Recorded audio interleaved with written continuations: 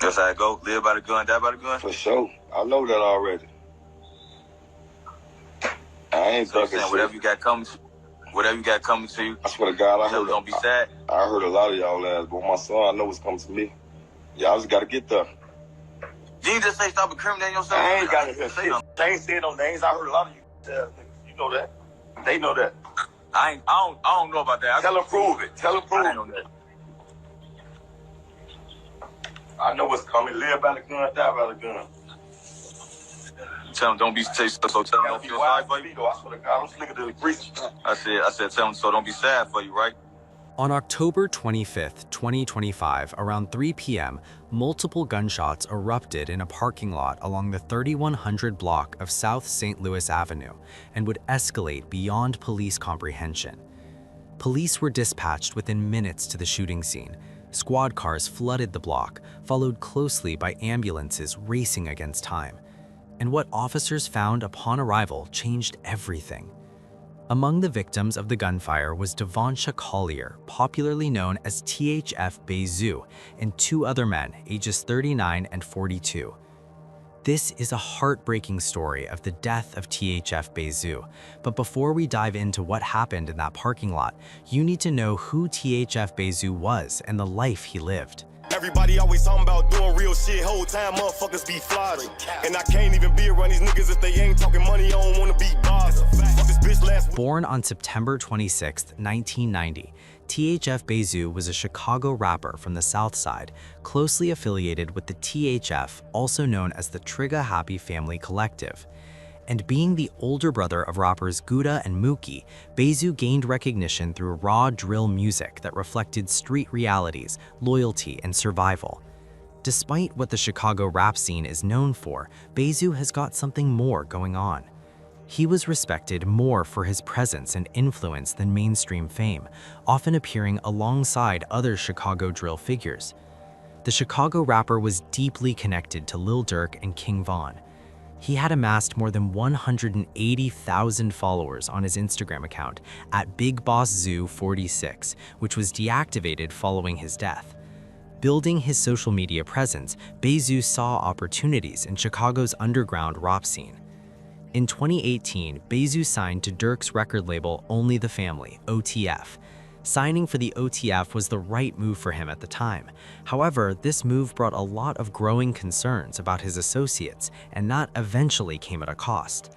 While he was building some street connections, Bezu was also busy building a life of crime, where he later faced 2 felony charges.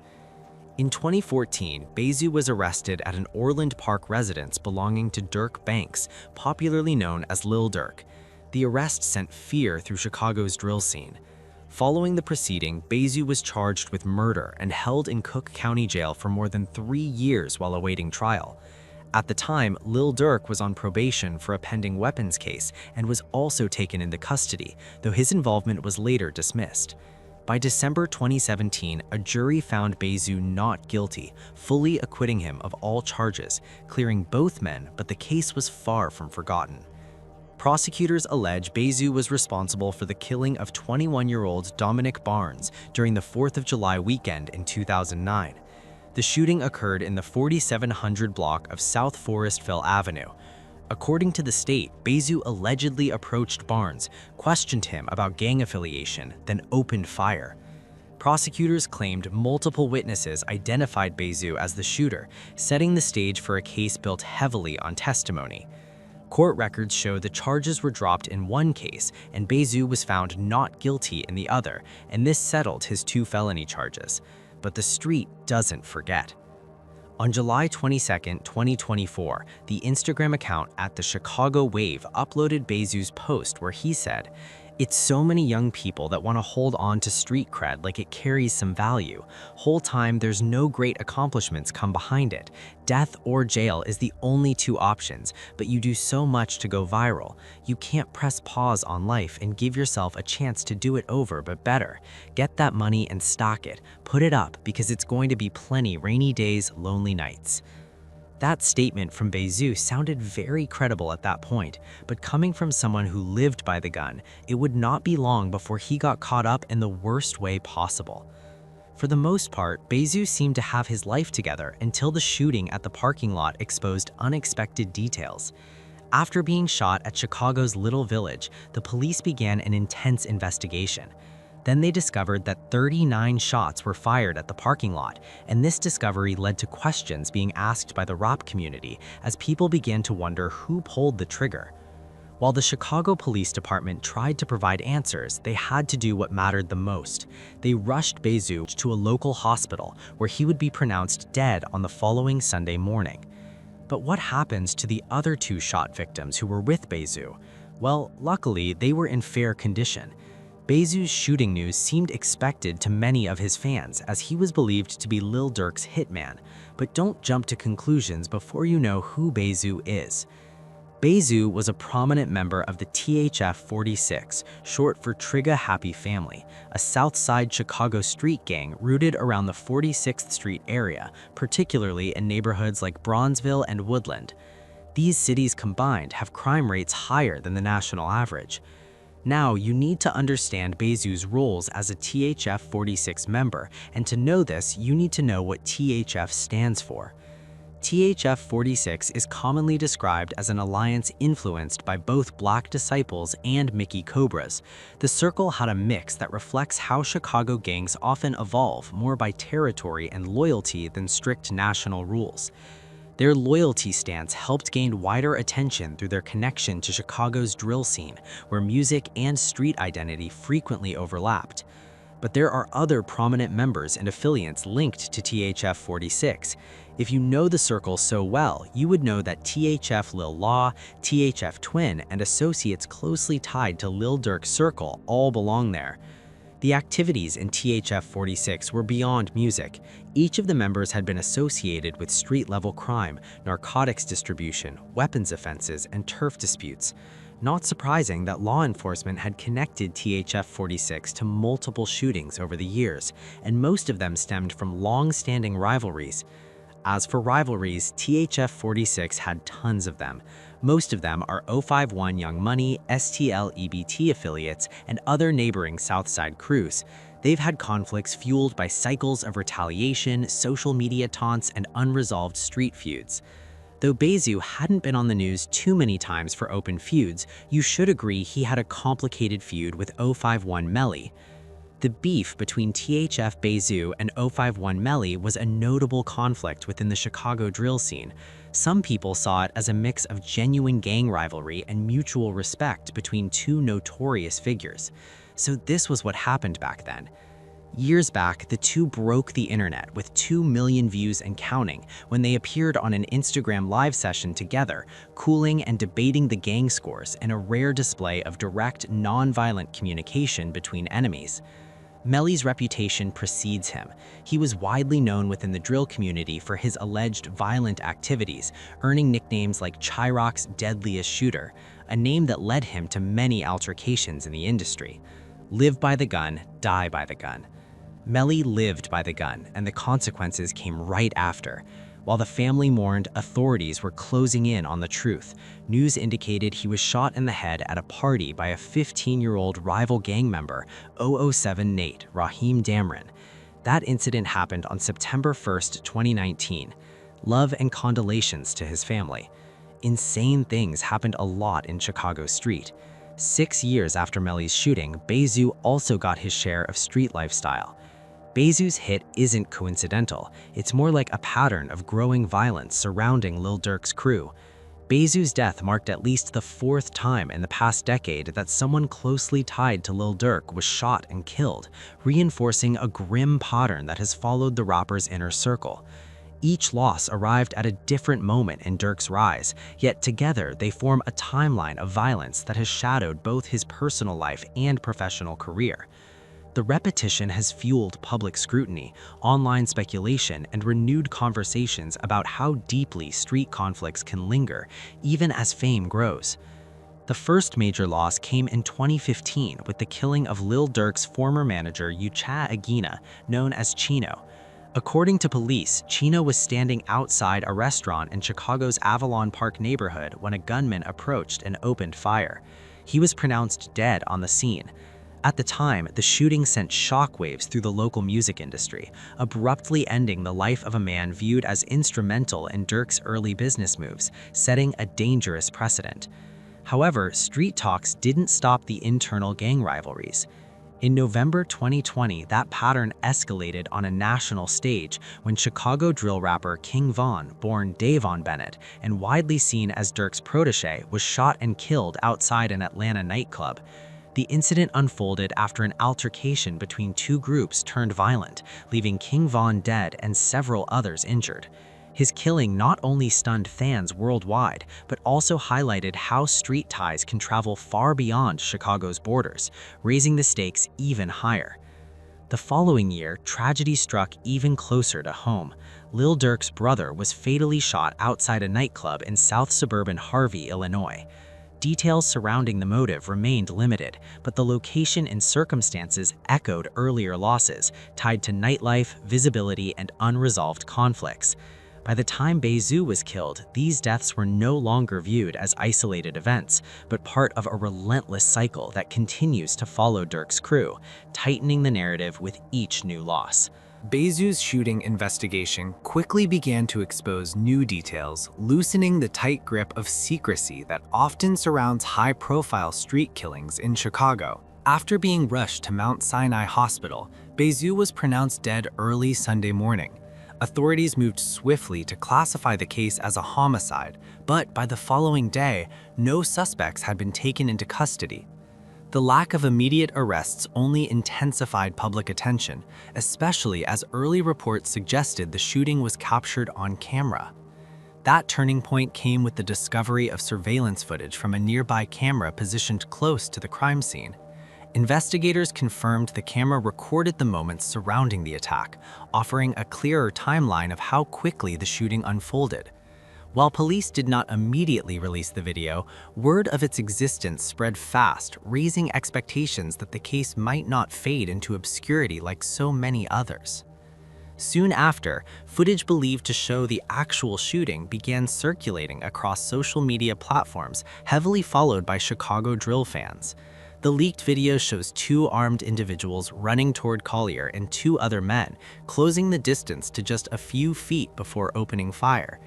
The attack appears sudden, coordinated, and deliberate, lasting only seconds before the gunmen flee the scene, adding urgency to an investigation now under intense public scrutiny. But buried within the same clip was a detail many viewers and even investigators initially glossed over. While reports confirmed that 3 people were struck by gunfire, the surveillance footage tells a more uneven story. One victim appears to be singled out, taking repeated shots in rapid succession, even as the others are hit only once or twice. That distinction matters because it suggests intent rather than chaos, and execution, not crossfire. That moment in the footage shifts how the shooting can be interpreted. The gunmen don't spray wildly or flee immediately.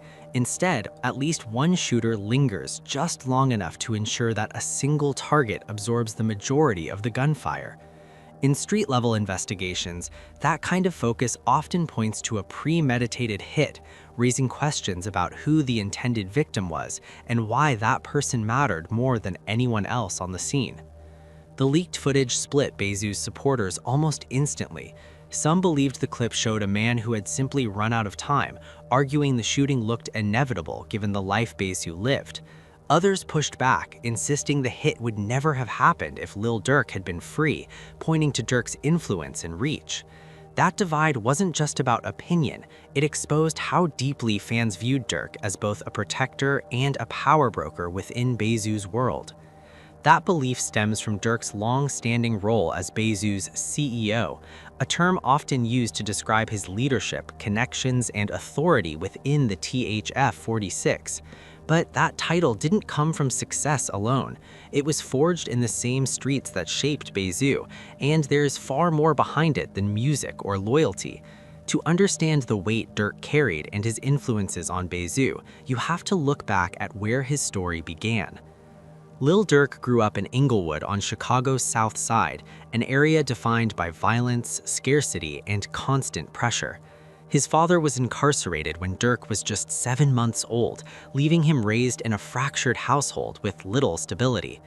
That early absence set the tone for a life surrounded by chaos, where survival often meant aligning with the streets long before adulthood arrived.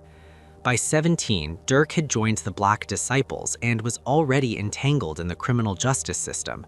In October 2011, he served time on gun charges, including possession of a firearm with a defaced serial number. Court records show he later pleaded guilty to a reduced charge of aggravated unauthorized use of a weapon, avoiding additional jail time. The cycle was already in motion. Street beef once entered rarely lets go. That pattern continued on June 5, 2013, when Dirk was arrested again while on parole for a previous gun case. Around 3 a.m., Chicago police responded to a call reporting a person with a gun in the 7200 block of South Green Street. Prosecutors say officers watched Dirk toss a loaded Glock handgun through the open window of a parked Hyundai Sonata before walking away. He faced up to 5 years in prison. This is the same figure who held influence over Bezu for years, a reminder that leadership in the streets often comes with consequences that ripple outward. Despite beating prior cases and securing release after posting bond on earlier charges, Lil Durk's legal situation has now reached its most serious point. He is currently held at the Metropolitan Detention Center in Los Angeles after being arrested on October 24, 2024 by the U.S. Marshals Service. Federal authorities charged him with conspiracy to commit murder for hire, an allegation tied to rapper Quando Rondo, while also linking the case to the 2022 killing of Stefan Mack. The arrest marked a dramatic escalation, from street speculation to federal prosecution. That shift didn't come out of nowhere. For years, rumors had circulated accusing Dirk of placing a hit on Quando Rondo, fueled largely by unresolved tensions stemming from earlier violence. Those suspicions hardened after a pivotal night in Atlanta that reshaped multiple careers and alliances. What began as an industry overlap ended as irreversible bloodshed. On November 6, 2020, an altercation erupted outside an Atlanta nightclub between the entourages of King Von and Quando Rondo. The confrontation escalated into gunfire, leaving King Von, Dirk's close friend and protege, fatally shot. Investigators later concluded that Rondo did not personally pull the trigger, but that distinction did little to calm the fallout. In street politics, responsibility often extends beyond who fired the weapon. The killing deeply angered the THF-46 circle, where loyalty and retaliation hold lasting weight. Lil Durk in particular had a long-standing street and personal bond with King Von, making the loss far more than a professional setback. From that moment on, tensions between camps never truly cooled, only resurfacing through rumors, indictments, and ongoing investigations. At the center of it all was Only the Family, OTF, the Chicago-based collective and record label that Dirk and King Von helped build in 2010. Bezu was closely associated with OTF, making these conflicts feel interconnected rather than isolated. As Dirk now sits in federal custody, those old alliances, unresolved beefs, and violent chapters are being re-examined under a legal microscope, turning years of street whispers into formal accusations. As Dirk's federal case moves forward, with trial set for January 20, 2026, conversations around Bezu refuse to fade.